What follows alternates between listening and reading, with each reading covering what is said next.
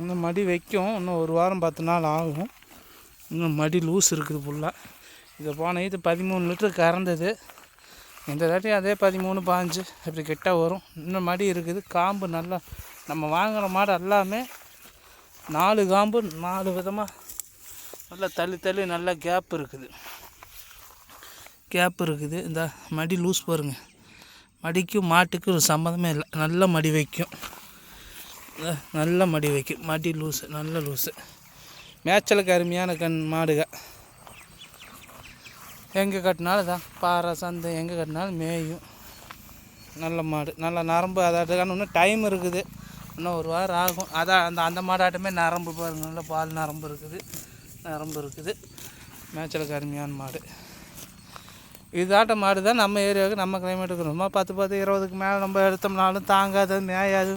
இப்படி அளவு மாடு எடுத்துக்கிட்டோம்னா இதுதான். இது பட்ஜெட்டு கம்மியிலக்கா இது பசி இது வாங்கிக்கலாம். 4 மாடுமே நல்லா இருக்குது.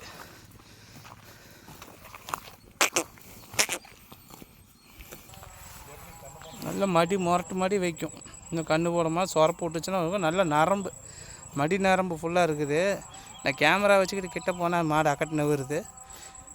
நல்லா பார்த்துக்கும். நல்லா அளவான மாடு. ரொம்ப பெரிய மாடுன்னு சொல்ல முடியாது. நல்லா நெஞ்ச அளவுக்கு நிற்கும். கணக்கான மாடு. சிக்குன்னு நல்ல மாடு. இந்த பால் நரம்பு பாருங்கள். நல்லா நரம்போட்டம்.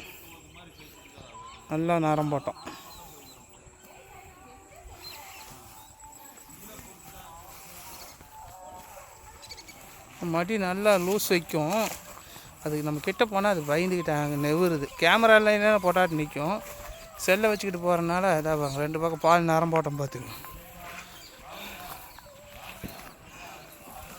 நான் ஜூம் பண்ணி காமிச்சேன் மடி நரம்ப. இருந்தாலும் இப்போ நார்மலாக வச்சுருக்கேன் பார்த்துக்குங்க. நல்லா லூஸ் வைக்கும். அளவான மாடு. இது பழைய தழும்பு. ஏதோ காயமான தழும்பு தான் இருக்குது. பொண்ணாரி போச்சு. வேறு தழும்பு. சுழி சுத்தம் அப்படியே முன்னால் ஓட்டணும். இந்த மாட்டு கற்றுதார் பாருங்கள் எப்படி இருக்குன்னு. அதில் வந்து தான் எடுக்கலாம்.